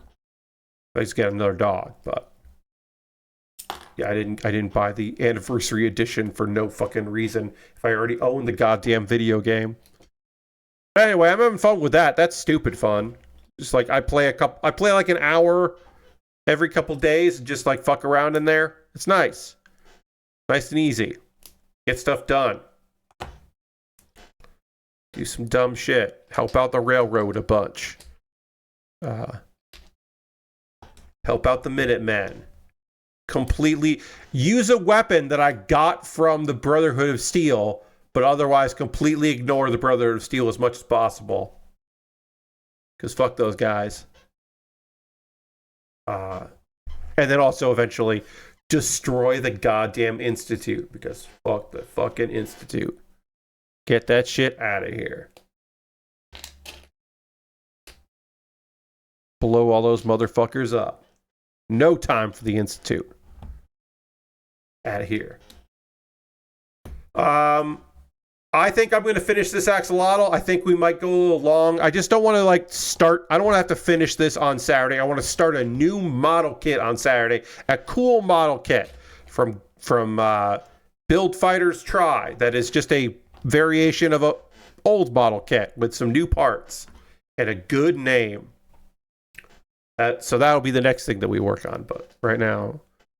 So I think I might go a little long just to finish this up. Not too long. I might be done right at 11. I don't know. I've got 15 minutes. I think I could probably finish the smallest build in 15. It's not going to be too crazy. We already got the legs done and we're getting the body worked on here. It's not like there's a lot left for me to put together. What's left here? Yeah. I mean, there's some stuff. I'm not saying I'm done, but I feel like we can get that. We can get this all together. As far as like this weekend, I got the AEW pay-per-view on Saturday to watch with some friends and chat on Discord. We'll watch it and hang out, and that'll be very good. I like that. I'm happy we have a Sunday pay-per-view because it means I don't have to miss Saturday's stream. That definitely makes things better for me anyway to do the Sunday streams when football season isn't happening. The pay-per-views are on Sunday, and I can watch them on Sunday, and that's great for me. Yes, Lashwick, there is Mystery Wrestling on Saturday, and there, so that is happening. And I will probably check that out later. I'll probably not watch that while it happens on Saturdays because I have other stuff going on at the time that it's going to happen. And then Friday, I've talked a bunch about Tokyo Joshi Pro Wrestling. You know that. TJPW is part of Cyberfight, which owns Basara and DDT and Noah and TJPW. They used to own Ganbare, but now Ganbare is its own independent organization. But there are other promotions that exist on on the service, like Sendai Girls and Marigold and Uptown Wrestling and 01. There's a bunch of smaller promotions and Ganbare that have stuff on the service, and so they're starting a tournament with just the men. Right now it's just the men, but they're doing a men's tournament, and they're having they just did it on Monday, called Monday Magic, and I can tell you the card here. But Monday Magic is their Monday show. Universe Magic is what it's called. And so it was a tournament where they had Takagi from DDT take on the Great Mummy, which I can't remember what Great Mummy is representing. I think it's probably Basara. I can't remember what that is. But and then Marufuji, Naoichi Marufuji, the legend, the living legend, incredible wrestler representing Pro Wrestling Noah, taking on Kirishiro Tokyo Japan, who represents his own promotion, Uptown, Pro Wrestling Uptown. And then there were some wrestlers from Sendai Girls and I believe from Marvelous were on the card as an interpromotional thing that was not part of the cup. And then the Great Sasuke representing Michinoku Pro wrestled against I forget who Ishima Kodaka is from. Then Real One had Hayabusa. Now, yes, the original, the correct Hayabusa is not alive. Is not with us anymore. But with permission from the family, 01 has a wrestler in the gear as the new Hayabusa, and is an incredible homage to the original, and is cool as hell. It is great. All right, so what promotion is? Okay, he's from Basara. Okay. It is an unbelievable tribute to Hayabusa. I also want you to know that because Hayabusa is involved in at least something from Wrestling the Week of. Will be involved in some way for Wrestling Week of the Royal Rumble, not the Royal Rumble, WrestleMania week. Not part of the main stuff, but part of the indie stuff that happens around it. And people will be like, people who don't know will be like, what the fuck do you mean Hayabusa is wrestling? What? It's like, oh, it's a tribute act, and they're cool with it. What's really weird is sometimes he wrestles with Tanaka, who wrestled with the original Hayabusa. And that's gotta be fucking weird. That's gotta be so weird to wrestle with a guy who is doing a gimmick in tribute to the man that you wrestled with previously. That's gotta be weird as hell. Oops, I missed a piece on this one here. There. I missed a piece. I am not going to miss it this time. Everybody, don't worry about it. I got it. I know what I need to do, and I will do the thing I need to do.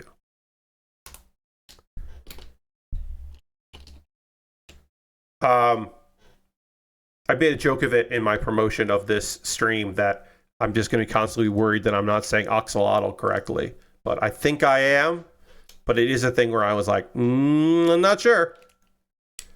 Still not fully convinced, which is okay. I don't need reassurance from y'all on that. But it is a thing where I'm like, man, maybe I don't know how to say this. Pretty sure I do. All right, how much do we have left of this? Should I stay? You know what? Yes, I'm going to stay late because what I don't want to have to do is have all this Lego on my desk until Saturday. I want to get rid of all this Lego that I don't need for this build and all that. I just want to have it all off here, have my desk clear, and then have the model kit ready to go for the next stream. So, guess what, everybody? We're staying late. They'll cancel you if you keep messing it up. No, it's just I don't know. You know. I want to put this build to bed, so we will finish it tonight. So I might go past 11. Which I probably will. I hope everybody is okay with that. But it also means that if we go a little long on a Thursday, we might be able to raid somebody who starts streaming after 11 on Thursdays that I like to raid, but who sometimes I can't raid because they didn't start early enough for me to be able to raid them. So we might be able to do that. That might not be a feasible thing, but we'll see. We'll see if we can do that. All right, let's get. I love using this little bit here from these are from the fern that comes with the pink flamingo, and then we're going to use it as like whiskers or whatever on our axolotl, and I think that is a very cool idea. It's a cool build decision that is in this. All right, so then this is going to go like that to lock them in, and this goes like that to lock them in as well. Then as far as wrestling goes, yeah, it's going to be that. Then my Saturday night, I'll stream and then watch Collision, the retape of Collision. Not the retape, the West Coast feed of Collision, because it's during the stream, so I can't watch it live. Second hour anyway. And then Sunday, I got the old pay-per-view. Which will be fun. All right. And then I got to figure out, like, April stuff. There's like, well, there's some like Tokyo Joshi Wrestling in Texas that I like kind of want to see. So I kind of want to check that out because they're coming to Texas tour. Luckily, all of that I don't have to pay for any of that. That's all included on in the Wrestle Universe. I mean, I'm already paying for it by the fact that I pay for Wrestle Universe, so I get it included in that. But I do want to see those because that'll be neat. All right, here's an eye on one side of this thing, and then we'll build to other eye on this side of it. Goofy ass looking thing. It sounds like you dodged a bullet with the WWE 226 with how overwhelming the monetization and Battle Pass stuff is. Yeah. Like I already had made the decision that I was done because 2K25 didn't run well on my computer and 26 was going to be worse. And also, for those that don't know, one of the big reasons, one, it was running weird on my computer and I would have to record them live. I couldn't do it live on stream. And then the second issue that I ran into pretty consistently was that a lot of the people that were making cool creator wrestlers were doing it on PlayStation or Xbox. And the PC was kind of shunted off because the island is the way they think they're going to make all their money going forward with the game, even though the game is fucking expensive. But beyond that, and the island, they don't want the island on PC because then it'll be too easy to hack. So they kind of like made it so for me, the thing I'm looking for is interesting creator wrestlers. And if the people who are making the coolest shit aren't doing it on PC, then it doesn't make sense for me to have the game that way. And again, of course, also, it wasn't running well for me. And so it was like, oh, this is a fucking nightmare. I'm just going to not do this anymore. And then, yeah, it turns out the monetization stuff is like really shitty. And they changed from buying DLC packs to a battle pass. And like, I don't need any of that shit. Lashbury says, I would kind of like to see that Austin TJPW show, but it's during South by Southwest and the cheapest seats were like $60. Yeah, I mean, for wrestling, that's still pretty fucking good, Lashbrook, these days. But yeah, I understand. Yeah, the South by show isn't really convenient for a lot of people. Whereas like the San Antonio stuff is probably a little easier pill to swallow for folks. But I hear you. That could end up being a real shit show. All right. Let's get this head on. And then I think all we have left after the head is a tail and then like the tree stump that this has. So we'll get this done. Like I said, we'll go a little past 11, but it'll be okay. It'll be all right. Yeah, TJPW is doing some shows in Texas. They are doing a show in the week of WrestleMania in Vegas, which they had took a real long time for them to announce that. And then they're also doing a show in Canada in the same venue that Mystery Wrestling is doing a show in. So I would imagine there will be a non-zero amount of TJPW folks at that Mystery Wrestling show. Feels like that's a guarantee. There could even be somebody from Mr. Wrestling also showing up on the TJPW show, or some wrestlers who are getting flown out there that not really doing anything in Canada for All Elite Wrestling, maybe showing up, perhaps. We don't know. The Iconics, they were the Iconics in WWE. They're the Inspiration. The Inspiration are going to be at Grand Princess, TJPW, but also they will be appearing in one of the Texas shows. I believe just one, but they will be making a Texas appearance. And there are a few American and wrestlers that are based in America doing the shows, which is cool. Unfortunately, Yuka Sakazaki, not one of them. She won't be in any of the American shows, but she will be in TJPW show at Grand Princess. She will be in Japan for a show. So we'll get to see her. But people won't be able to see her live, which is a shame. Yeah, I'm excited for all those shows. I'm going to have to find some time to watch them all. All right, let's see. Oops, excuse me.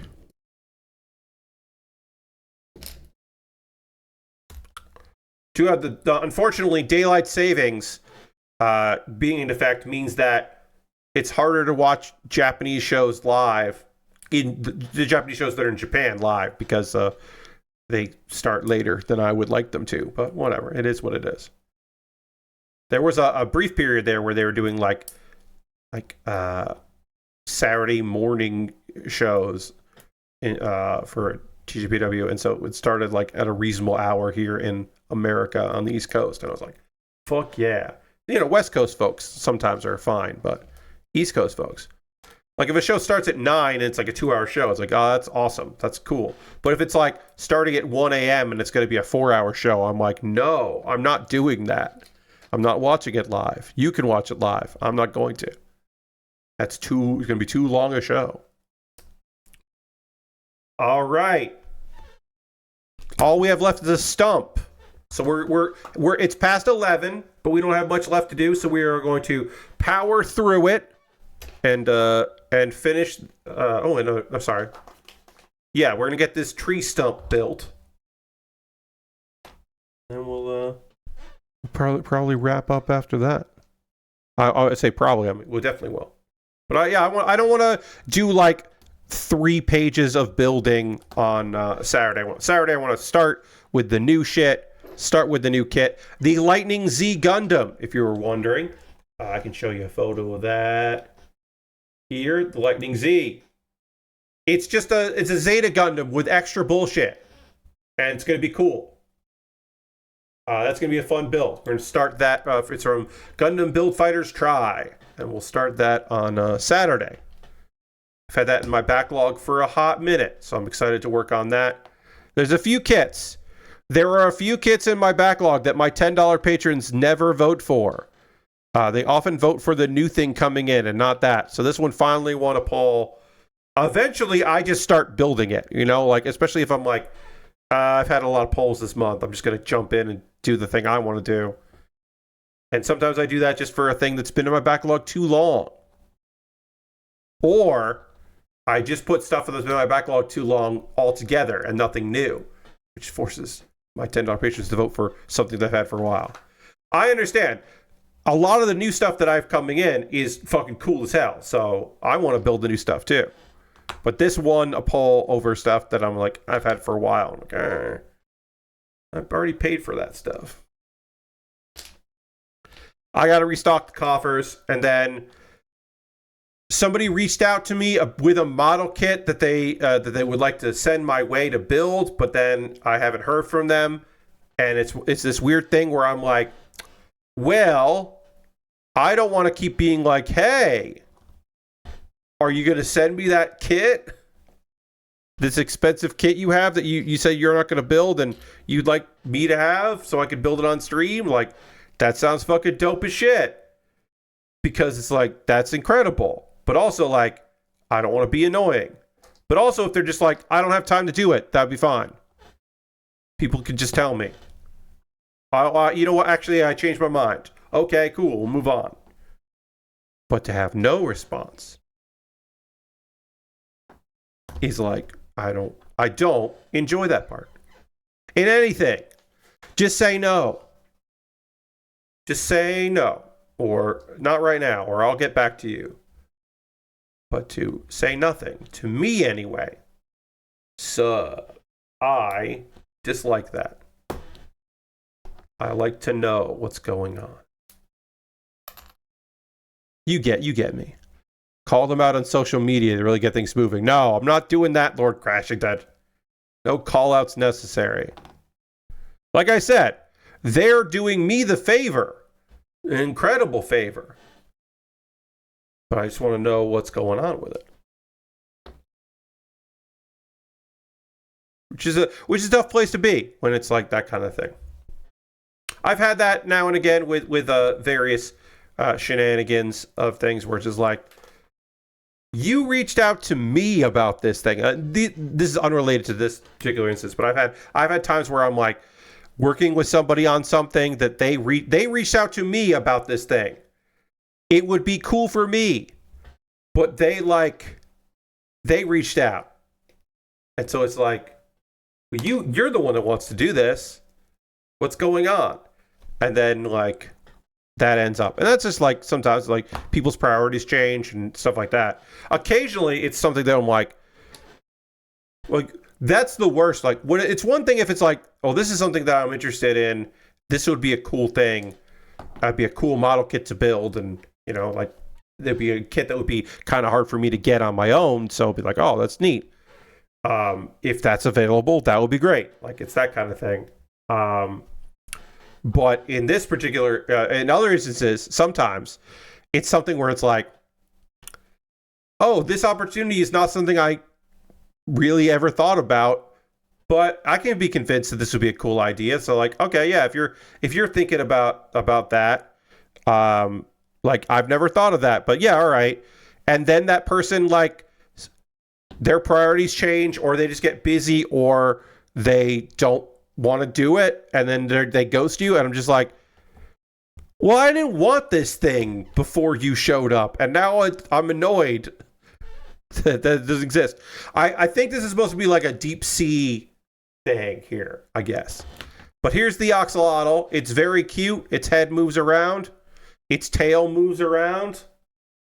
It's doing its thing. This is a good little friend here. And we're only a couple minutes past when I normally end, so that's fine with me. It's cute like the salamander from Form Frozen Kit. Sin, yeah, I do think it's cute. I think this is a cute little build. Now, obviously, if I was going to keep one of these together and display it, I would pick the flamingo. The pink flamingo is the best one because it's the full featured one. It's the one on the box. But this Axolotl is pretty good. The Cockatoo was also pretty good. Every once in a while, the 3-in-1s, there's like one that is like actually like not that great, but they're usually pretty damn good. Let's get this Axolotl photographed. All right. That is going to do it for tonight's stream. I want to thank you all so much for hanging out with me here. I hope you have a great rest of your night. We went a little longer than normal because I wanted to finish that up so we can start fresh with the Lightning Z Gundam on Saturday stream. We are going to go on a raid. That is how we end every stream around here. We're going to go find someone doing cool stuff and go spend some time with them.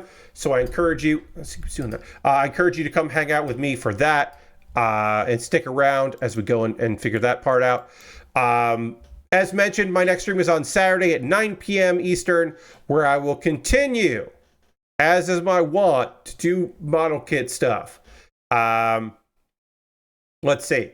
P2 is online. That's my friend P2. P2 is playing Resident Evil Requiem. So we'll go check in. He's got, what Leon is doing over in that. So let's go hang out with my boy P2. Good people. Great community over there. So please come along on this raid. And then a reminder, 9 p.m. Eastern tomorrow, Saturday, the Lightning Z Gundam. It's going to be a good build. Thank you all so much for being here. I hope you have a great rest of your night. Come along on this raid. Come back on Saturday. Thanks for sticking around. Again, I went a little longer than I normally do, so thanks for hanging out with me for that. And I'll see you on the next one. Goodbye, everybody. Goodbye, goodbye, goodbye, goodbye, goodbye, goodbye.